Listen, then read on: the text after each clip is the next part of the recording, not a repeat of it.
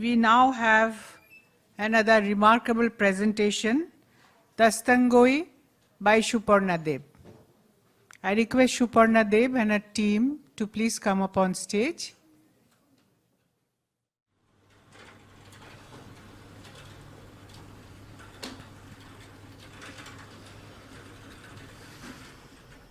Shuparna Deb is a distinguished Kathakatha, which is traditional storytelling practitioner, known as Kathak Thakurun Shuparna Tista. Recognized within the UNESCO listed intangible cultural heritage tradition of storytelling, she journeys through the timeless river of narratives aboard her symbolic vessel, Tista Katha. Since beginning her Kathakatha journey in 2018, Shuparna has been presenting stories with deep devotion, blending folk literature, classical lore, and transcendental philosophy into immersive performances. An author, traveler, and passionate heritage enthusiast, she brings lived experience and cultural sensitivity to every telling. A former Indian civil service officer, Shuparna Deb now dedicates her life to preserving and reimagining India's rich storytelling traditions. So there is Shuparna Deb for you, and she'll start her Dastangoi. Thank you.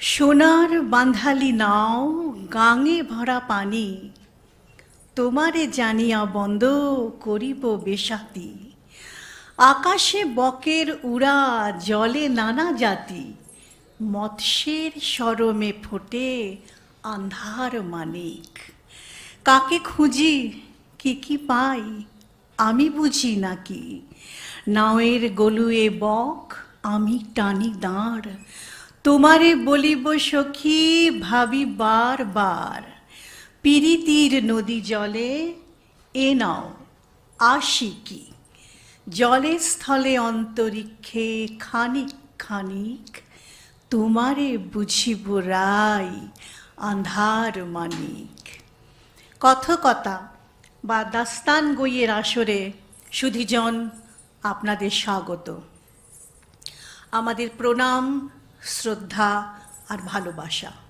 কিফাল্ক যাপন চিত্র উৎসবের কাছে আমরা অশেষ কৃতজ্ঞ যে এমন একটি লুপ্তপ্রায় শিল্পকে আপনাদের সামনে পরিবেশন করার সুযোগ করে দেবার জন্য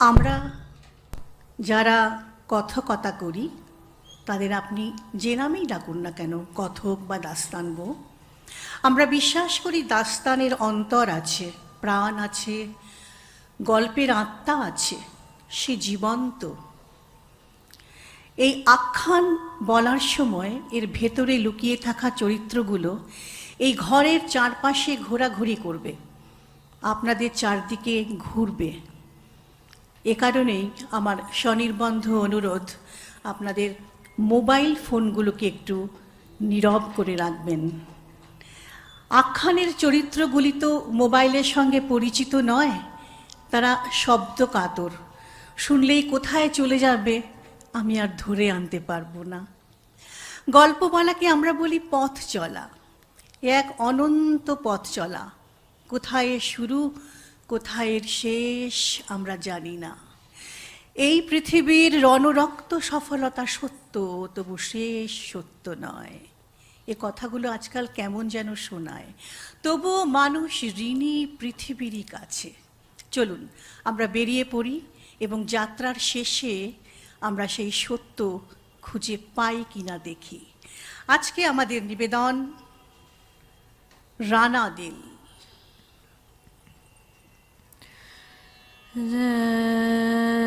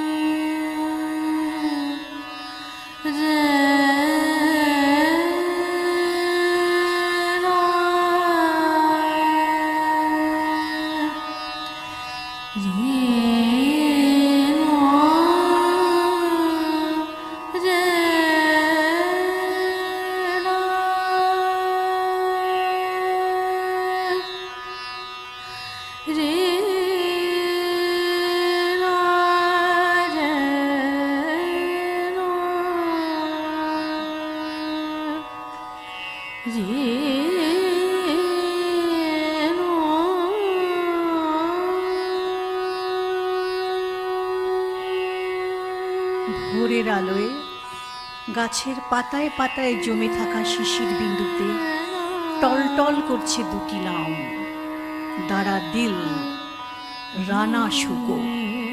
যমুনার ঢেউয়ে অস্তরাগের রং রাঙিয়ে দিয়ে গেল দারা দিল, রানা শুকো। আগ্রা কেল্লার লাল পাথরে পাথরে নিঃশব্দে খোদাই হয়ে গেল দারা দিল, রানা শুকো। কক্ষ থেকে কক্ষান্তরে বিস্মৃতির সরণি পেরিয়ে এক ভুলে যাওয়া প্রেমিক আর তার প্রিয়তমার নাম দারা শুকো, রানা দিল। এই কাহিনী যখন শুরু হচ্ছে সে সময় হিন্দুস্তানের রাজধানী আগ্রা। সম্রাট শাহজাহান বসে আছেন সিংহাসনে এবং তিনি তার সাধের আর স্বপ্নের নগর আজকের দিল্লি বা শাহজাহানাবাদ গড়ে তুলছেন। আগ্রা তখন একটা মস্ত ব্যস্ত শহর। গলিতে গলিতে, মহল্লায় মহল্লায়, বাজারে বাজারে উপচে পড়ছে ভিড় আর পণ্যের সম্ভার। আগ্রায় অজস্র কারখানায় তৈরি হচ্ছে কত পণ্য সামগ্রী। দেশের এবং বিদেশের ব্যাপারী, সদাগর, বণিক সেখানে ভিড় করে থাকে। কল্পনা করুন, আগ্রার একটি অত্যন্ত জনবহুল এলাকায়, ভিড় থিকথিকে জনবহুল মহল্লায়, একটি দোতলা কোঠাবাড়ির দোতলায় দুজন বয়স্ক পুরুষ ও নারী কণ্ঠ কথা বলছে। বয়স্ক পুরুষটি বলছেন, আরে আরে ও গহর বিবি, এ তো গান গায় না, এ তো নাচে, সির্ফ নাচে। গহর বিবি বলল, এই রানা দিল, রানা দিল, কার গানের সঙ্গে নাচছিলি জানিস? মিয়া তান সেনের বেটা বিলাস খানের গান। কত বড় নাচিয়ে রে তুই। উমা, দেমাক দেখো ওইটুকু মেয়ে, এখনো বয়স 5 হয়নি। ছোট্ট রানাদিল ছুটে এসে বিলাস খানের কোলে ধপ করে বসে পড়ে বলে, নানা জান, তানসেন কে? বিলাস খান বললেন, আমার আব্বা হুজুর। তারপর অবুঝ শিশুর মুখের দিকে তাকিয়ে ভাবলেন, কোথাকার মেয়ে, কোথায় এসে পড়েছে। গহর বলল, হ্যাঁ রে মেয়ে, তোকে গাইতে বললে নাচিস কেন? রানাদিল ছুটতে এসে গহর বিবিকে জড়িয়ে ধরে বলল, নানি জান। গহর বিবি মিথ্যে রাগ দেখিয়ে তাকে ঠেলে সরিয়ে দেন। যা যা যা যা, আমি তোর নানি জান নই, যা এখান থেকে। ঠোঁট ফুলিয়ে রানা বলল, আমি তাহলে কে? কে আমি? বলো। তুই হিঁদু, হিঁদুর ঘরের মেয়ে, কাশীর বা কনৌজের কোনো বামুনের মেয়ে। সত্যি বলছো? সত্যি। তোমরা কে? আমরা আমরা হলাম মুসলমান, আগ্রার মুসলমান। তোর বামুন আব্বুজান কাশীর কোনো মন্দিরে মুফতে দুটো খেতে পেত, চালাতে না পেরে তোকে আমাদের কাছে ফেলে রেখে চলে গেছে। রানাদিল ছুটে আবার বিলাস খানের কাছে গিয়ে বলল, সত্যি সত্যি নানা জান, সত্যি। ডাহা মিথ্যে কথা, ডাহা মিথ্যে কথা দিদি, একেবারে মিথ্যে কথা। পায়লিয়া জনকার মোরে, পায়লিয়া জনকার মোরে, ঝনন ঝনন বাজে ঝনকারি, ঝনন ঝনন বাজে ঝনকারি, পায়লিয়া ঝনকার মোরে, পায়লিয়া ঝনকার মোরে। হ্যাঁ রে রানা, তোর পায়ে যে লখনৌ গড়াগড়ি দিচ্ছে আর মুখে জয়পুর। এইটুকু বয়সে নাচতে এসে রানাদিলের জানা হয়ে গেছে তার পায়ের যত কারুকাজ এসব লখনৌয়ের, আর যত ভাও বা ঢং মুখের সেসব জয়পুরের। ধা দিন দিন দা, ধা দিন দিন দা, না তিন তিন না তেরে দিন দিন দা, ধা দিন দিন দা, ধা দিন দিন দা, না তিন তিন না তেরে দিন দিন দা, ধা দিন দিন দা, ধা দিন দিন দা, না তিন তিন না তেরে দিন দিন দা, ধা। নাচের ঘূর্ণিতে কোথাও একটা তাল কেটে গেল। গহরমী তার হাতের ছোট্ট লাঠি, যেটাকে ছিপ বলে, সেটি ছুঁড়ে মারল রানার দিকে। রানা টাল খেয়ে পড়তে পড়তে কোনো রকমে নিজেকে সামলে নিল। যদি পড়ে যেতাম নানি জান। ওহ, নাচতে এসে বড় ঢং শিখেছিস। কি কি বললে তুমি? রাগে দুঃখে অভিমানে ছোট্ট রানাদিল ওপর থেকে নিচে নেমে গেল। গহর পেছন পেছন চিৎকার করছেন, ওরে রানা যাস না, যাস না রানা, যাস না, আর কোনোদিন কিচ্ছু বলবো না রানা, ফিরে আয় রানা। আর রানাদিল সে তখন আগ্রার জনসমুদ্রের জনজোয়ারের স্রোতে ভাসতে ভাসতে ভাসতে ভাসতে ভাসতে ভাসতে বাড়ি থেকে কত দূর। কাউকে চিনতে পারছে না রানা, কিচ্ছু না, চারিদিকে লোক লোক আর লোক। হারিয়ে গেছে রানা। সে কেঁদে কোকিয়ে উঠল, নানি যান, ও নানি যান, নানি যান, ও নানি যান।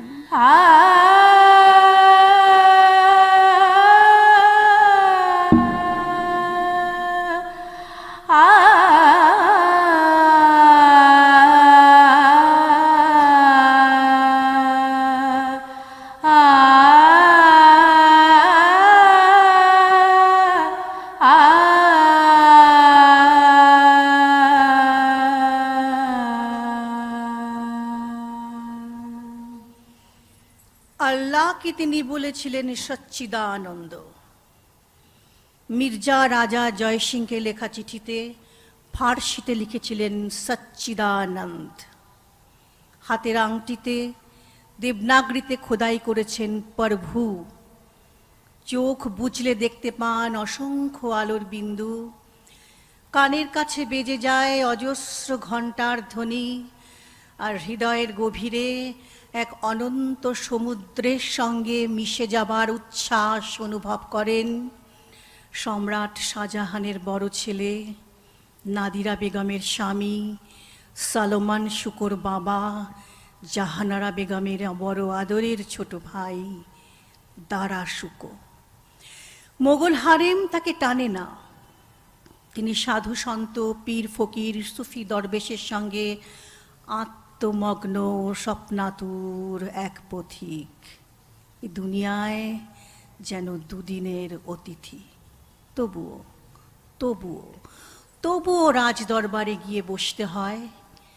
রাজ দরবারের যাবতীয় আদব কায়দা নিয়ম কানুন মানতে হয়, রাজনীতি করতে হয়, আবার বেশরিয়তি কাফের বলে নিন্দের কাদাও গায়ে মাখতে হয়।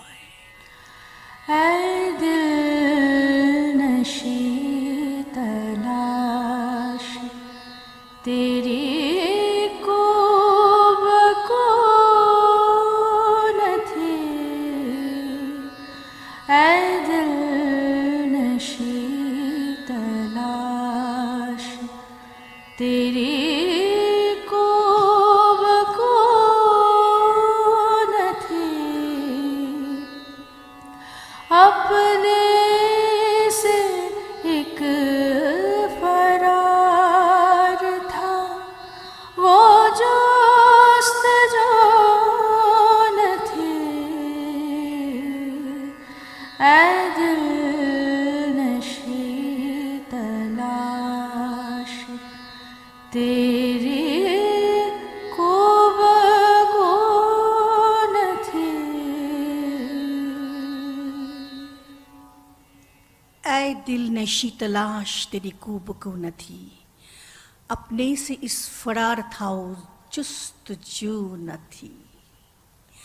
ঘরে জমানো তরল ঘি আর তার মধ্যে যদি এক চুটকি সিঁদুর ফেলে দেওয়া যায়, তাতে যখন একটা অদ্ভুত সুন্দর রং হয়, রানা দিল এখন সেই রঙের একটা মেয়ে। তার চাল চুলো নেই, জাত ধর্মের ঠিক নেই, বাপ মা নেই, অনাথ।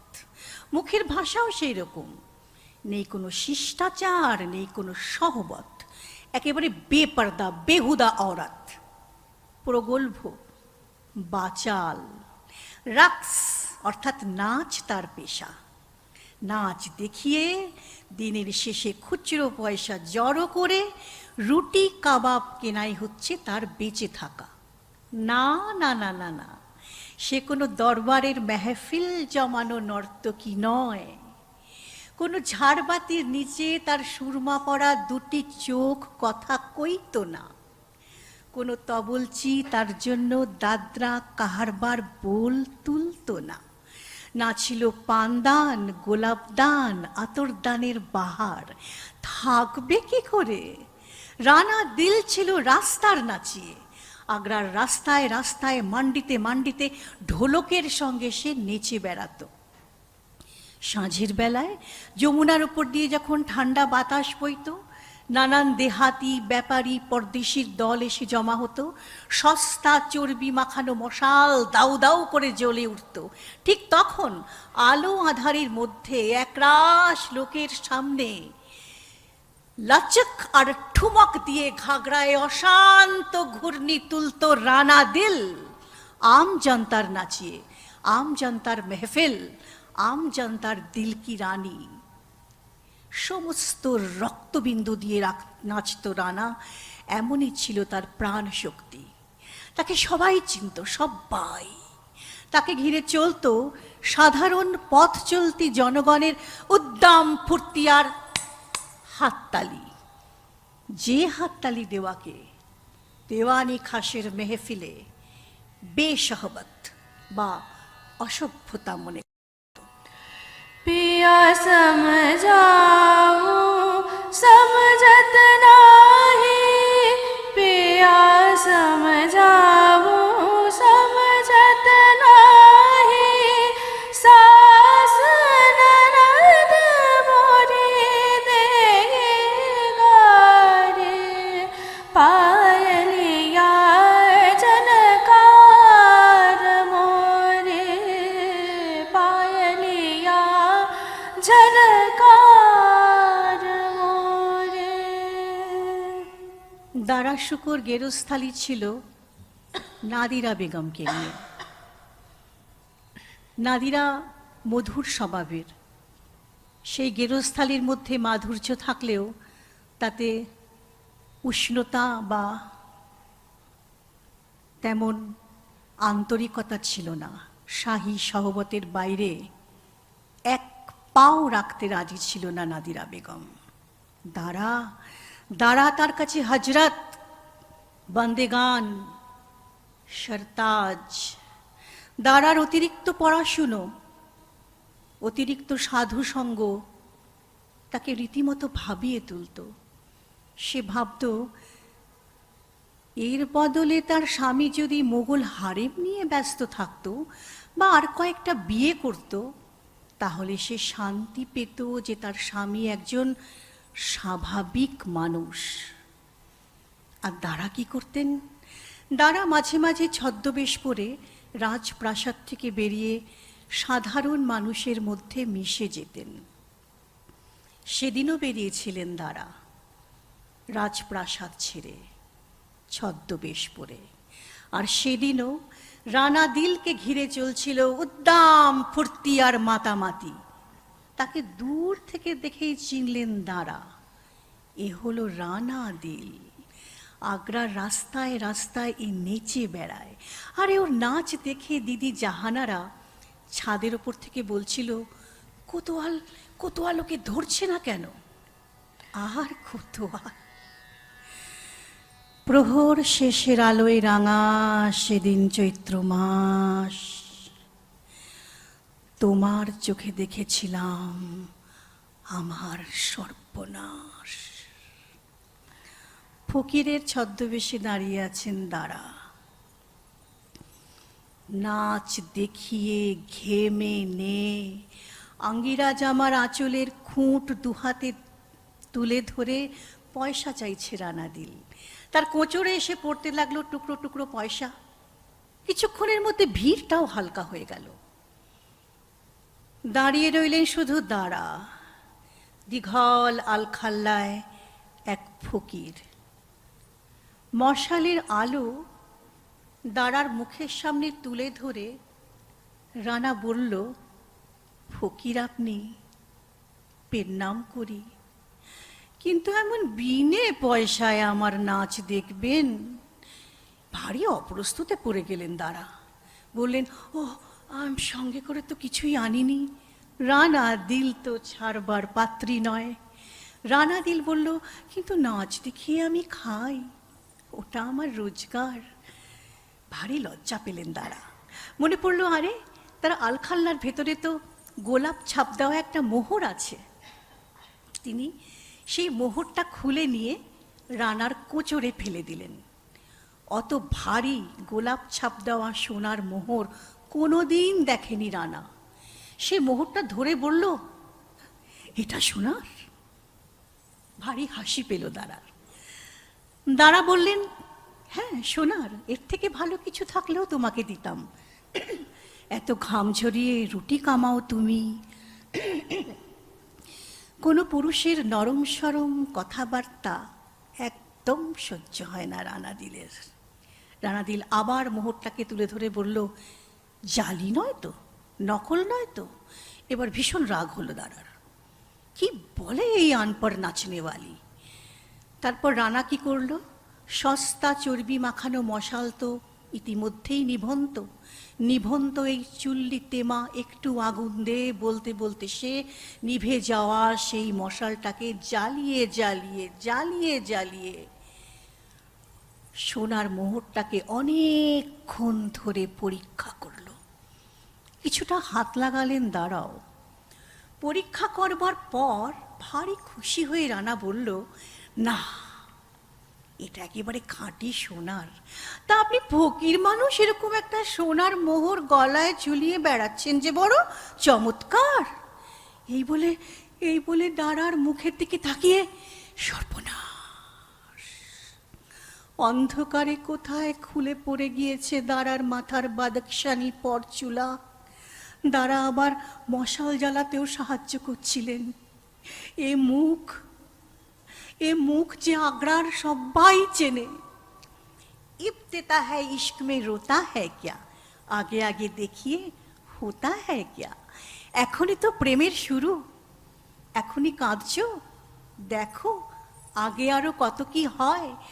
বা পায়ের ঘুঙুরগুলোকে মাটিতে ঝাঁকুনি দিয়ে জাগিয়ে দিয়ে রানা বলল, যমুনার তীরে ফকিরের সঙ্গে নাচনিকে মানায় না হাজরাত। আমি নাচবো হিন্দুস্থানের পেহলা শাহজাদার সামনে। ভাবুন, খোদ শাহজাদার সামনে দাঁড়িয়ে আছেন। এতটুকু শিষ্টাচার, এতটুকু ভব্যতা নেই রানার। বলল, আমি নাচবো হিন্দুস্থানের পেহলা শাহজাদার সামনে। দাঁড়া ভীষণ ঘাবড়ে গেলেন। বললেন, না না, আমি সম্রাট শাহজাহানের ছেলে, 12,000ই মনসবদার, আমাকে এরকম খোলা জায়গায় নাচনির সঙ্গে মানায় না। হাজরাত, কেন মানায় না? ধরে নিন এটাই আপনার দেওয়ানি খাসের দরবারের মেহফিল। এমনই ছিল রানার কথাবার্তা। ওই যে বললাম, একেবারেই বেপর্দা বেহুদা ঔরত। কিন্তু সস্তার নাচনি রানাদিনের ব্যবহারের মধ্যে এমন একটা উষ্ণতা আর আন্তরিকতা ছিল যার স্বাদ দাঁড়া কোনোদিন পাননি। এ দাঁড়ার কাছে একেবারে আনকোড়া, একেবারে নতুন। রাজধানী আগ্রার পুরুষের দুনিয়ায় ঘাম ঝরিয়ে রুটি কামায় যে মেয়ে, সে কোথা থেকে পায় এত প্রাণশক্তি? দাঁড়ার হৃদয়ের মোহব্বতের পাত্রটি পূর্ণ হয়ে উপচে পড়েছিল। সেই স্রোত ভাসিয়ে নিয়ে গেল রানাদিলকেও। পথের সেই ধুলোকে অন্তরে গ্রহণ করলেন দাঁড়া। তার মনে হতো তিনি যেন একটা অদ্ভুত সুগন্ধে ভাসছেন, অদ্ভুত সুগন্ধে ভাসছেন। এর নাম কি প্রেম? একে কি প্যার বলে?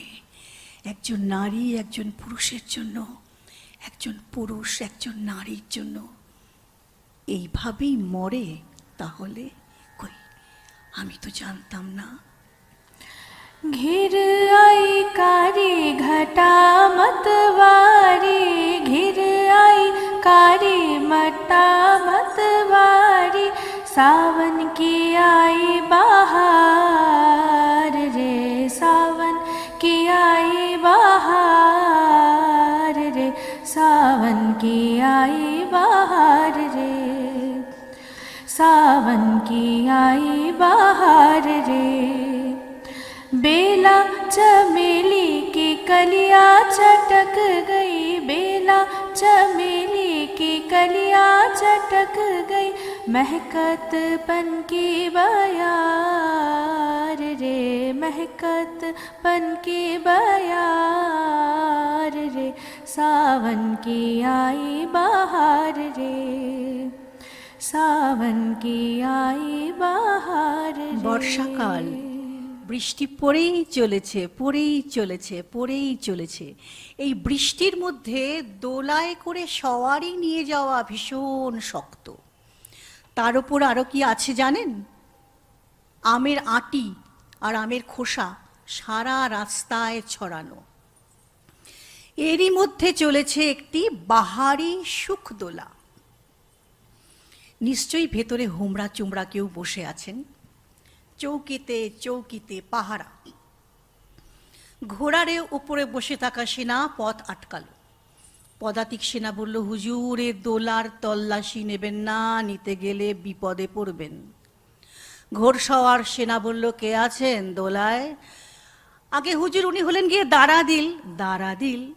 তিনি কে? আরে হুজুর, হিন্দুস্তানের পেহলা শাহজাদা রানা শুকুর। রানা শুকু? ওই নামে তো হিন্দুস্তানে কোনো শাহজাদা নেই। আরে হুজুর, এসব হলো গিয়ে প্রেম প্রীতির কথা। এখানে হিন্দুস্তানের পেহলা শাহজাদা একজন প্রেমিক, আর রাজধানীর রাস্তায় নেচে বেড়ানো এক নাচনি তার মাসুকা।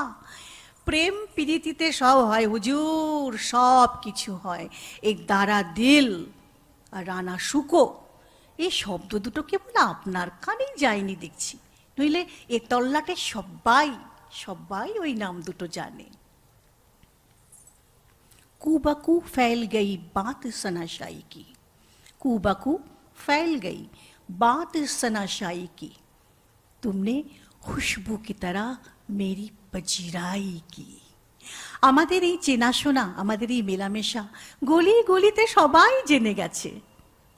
কেমনভাবে তুমি আমাকে কাছে টেনে নিলে, যেমনভাবে তুমি সুগন্ধ মেখে নাও, সেইভাবে অঙ্গবিহীন আলিঙ্গনে সকল অঙ্গ ভরে। রানা দিলের নতুন আস্তানা হলো যমুনা পাড়ের রানী হাভেলি। রানী হাভেলি রানার মতন মুক্ত স্বাধীন পাখির কাছে কয়েদখানা মনে হতো। 12,000 মনসবদারির কাজ শেষ করে মাপা সময়ের জন্য দারা তার কাছে আসতেন, এবং রানার কাছে তা ছিল একেবারেই নাপসন্দ। বর্ষার এক সন্ধে,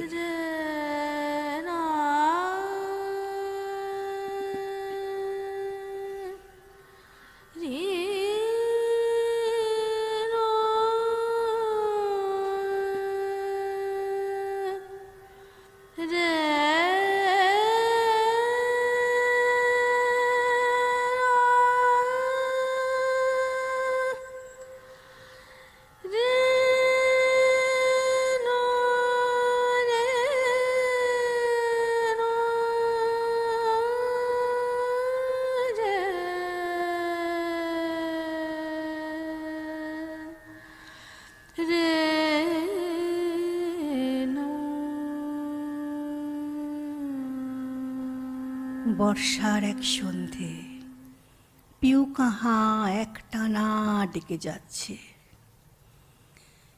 পিপুল গাছতলা, সামনে দরগা শরীফ, তার আলো এসে পড়েছে যমুনার জলে।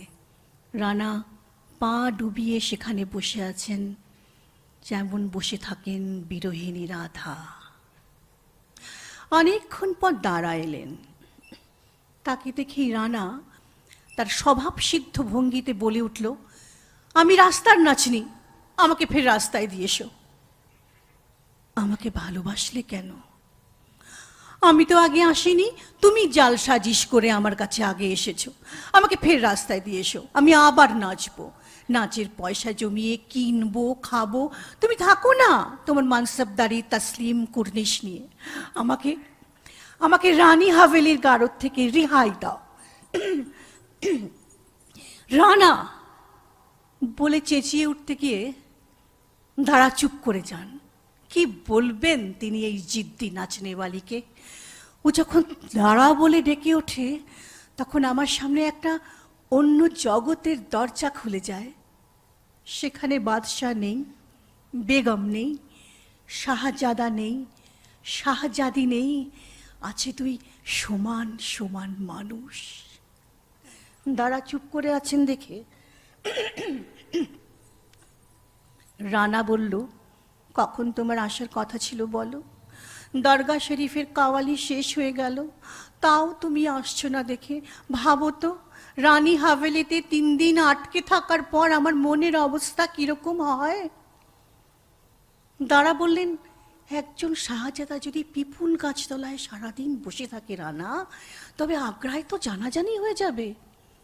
তবে তুমি শাহজাদা হয়েই থাকো, আর এসো না। দাঁড়ার বুকের ভেতরটা না মুচড়ে ওঠে। রানাদিল কি বুঝছে তার মনের কথা? একজন সাধারণ নাচনেওয়ালি কি অবলীলায়, কি অনায়াসে তাকে নিয়ে খেলা করে, আদরে, সোহাগে, ভালোবাসায়, রাগে, অভিমানে। তিনি মাকে দেখেছেন, আম্মি জান, নাদিরাকে দেখেছেন, সে সবসময় একরকম। বাজি জাহানারা তার কথা আলাদা, তিনি অন্য মহিলার থেকে একেবারেই আলাদা। শাহজাদি রওশন যেমন সুন্দরী তেমন নিষ্ঠুর, এমনকি নূরজাহানের কথাও শুনেছেন তিনি, যিনি একসময় মগজ এবং খুবসুরতির মিশেলে মোগল শাহী চালাতেন। কিন্তু রানাদিল আমাকে টানে কেন? প্রেমিকা কি তাহলে এরকমই হয়? কই, আমি তো কোনোদিন জানতাম না, কোনোদিন না। একজন নারী আর একজন পুরুষ যে সমান সমান ভালোবাসতে পারে, এ তো দাঁড়া রানার কাছে শিখেছিলেন। হিন্দুস্তানের একজন দেহাতি মানুষ হয়তো এ কথা অনেক আগে জানতে পারে, কিন্তু রাজা, বাদশাহ, শাহজাদারা জীবনের অনেক সরল সত্য সহজেই বুঝতে পারেন না।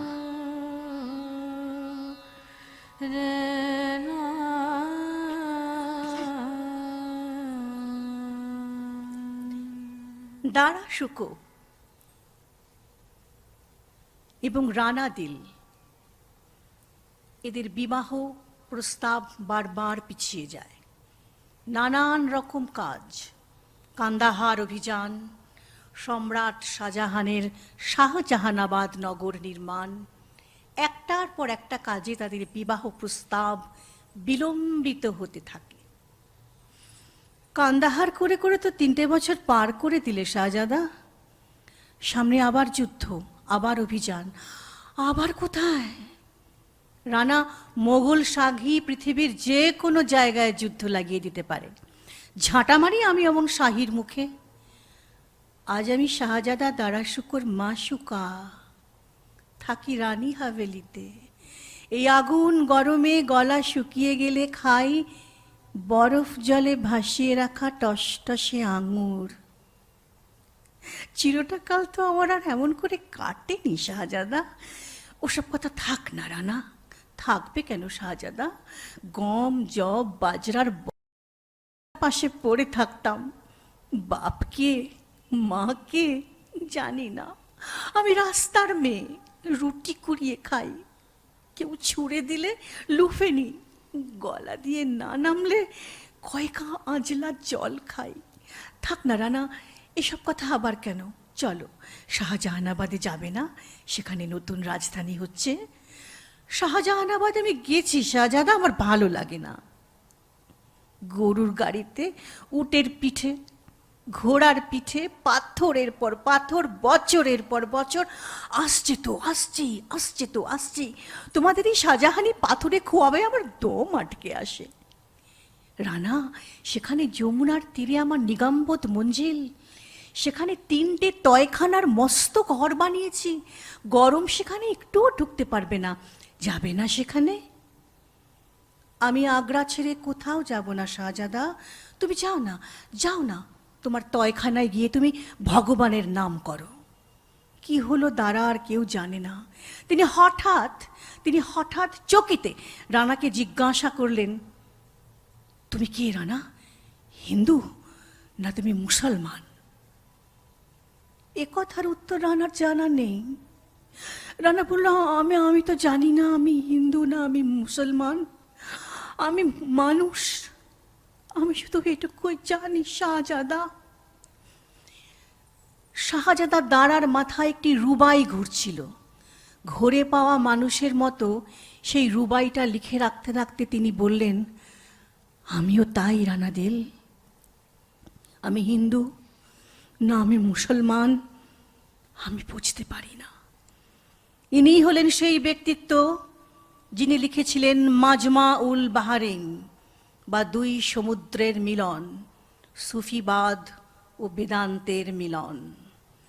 তারিখে ইश्क में है रहनुमा दिल, पैगंबर दिल है किबलाह दिल खुदा दिल। প্রেমের পথ দেখায় হৃদয়, পথ হৃদয়, পয়গম্বর হৃদয়, ঈশ্বর হৃদয়। ऐसो सुगर सुंदर बालम वासो सुगर सुंदर बालम वा मैं का सुरग चुनरिया दे हो मगाए सुगर सुंदर वालम वासो सुगर सुंदर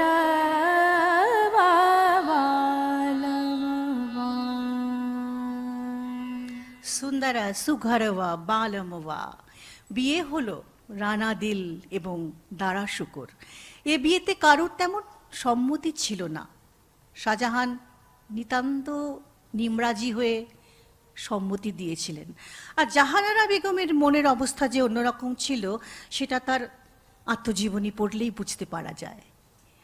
নক্ষত্র খচিত প্রেমের মধ্যে কোথায় হারিয়ে গিয়েছে ঘুঁটে কুরুনি আর রাজকুমারের প্রেম কাহিনী। অনেক দলিল তো আওরঙ্গজেব নিজেই নষ্ট করে দেন। রানা দিল দারার শেষ এবং তৃতীয় বিবাহ। নাদিরা বেগম ছাড়াও তিনি জর্জিয়ার শীতলানা বা উদিপুরীকে বিবাহ করেছিলেন। সামুগড়ের যুদ্ধের পরে যখন দারা শুকোকে হত্যা করা হয়, এ কথা আমরা সবাই জানি, তখন নাদিরা বেগম আত্মহত্যা করেন। উদিপুরী মোগল হারেমে প্রবেশ করে, কিন্তু বাগ মানানো যায়নি ওই জিদ্দি নাচনেওয়ালিকে। আওরঙ্গজেব তাকে কারাগারে নিক্ষেপ করেন।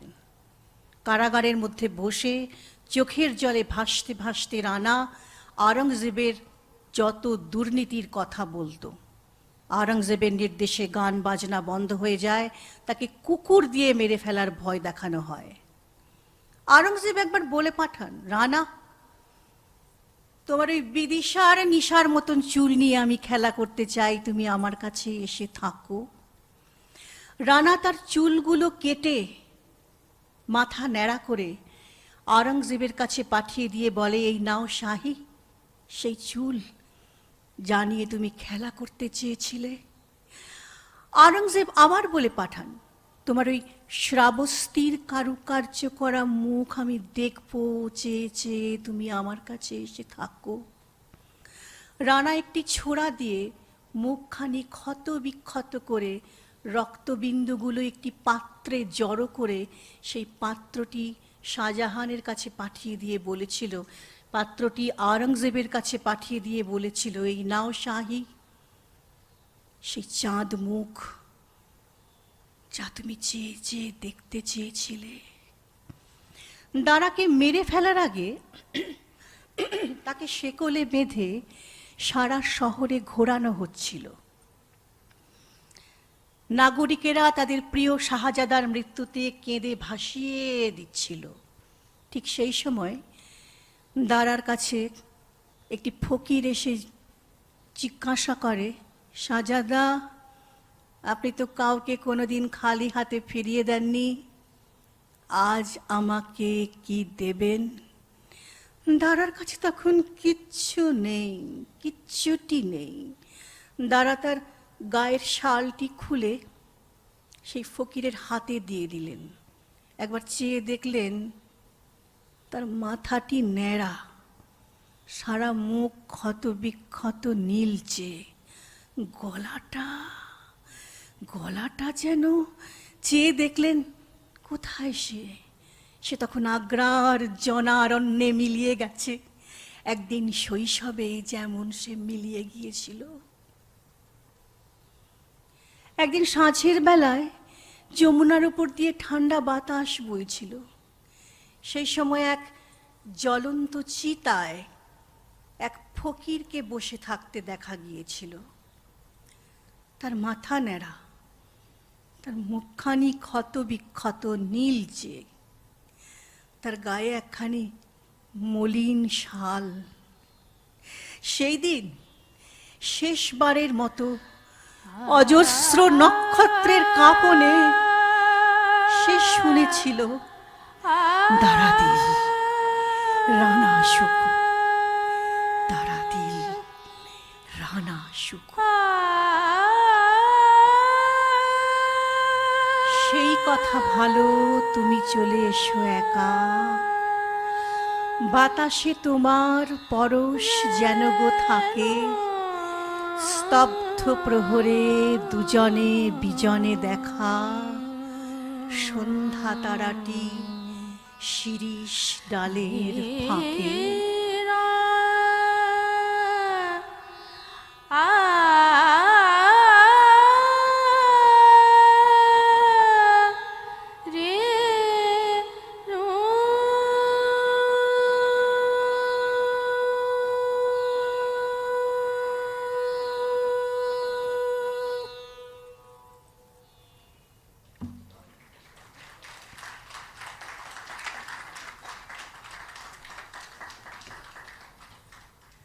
অসংখ্য ধন্যবাদ সুপর্ণা।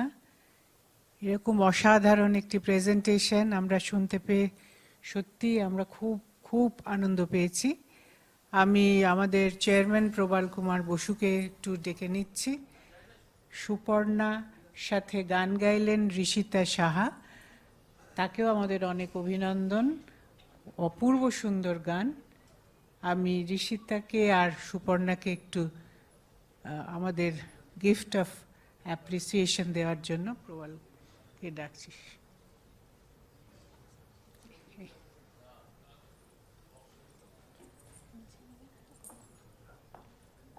আমরা কি বসে বসে থাকবো? বসে বসে বসেই করি, উঠতে গেলে আমার সময়।